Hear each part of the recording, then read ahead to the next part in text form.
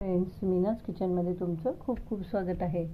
आज आपण सोलापूरची शेंगदाण्याची चटणी कशी बनवतात ती अगदी सोप्या पद्धतीने पाहणार आहोत।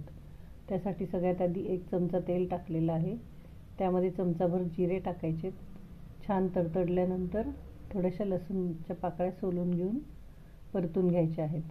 त्या पण थोड्याशा परतून झाल्यानंतर आपण शेंगदाणे जे आहेत ते भाजून पांढरे करून घेतलेले आहेत, ते शेंगदाणे आपण यामध्ये टाकणार आहोत।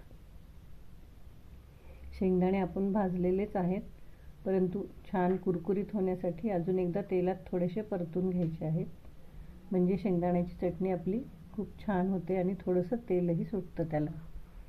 तर आता हे तेलात परतून खुसखुशीत झालेले आहेत, ते मिक्सरच्या भांड्यात टाकूया। त्यामध्ये तिखट, मीठ टाकून मिक्सरमध्ये फिरवून घ्यायचं आहे।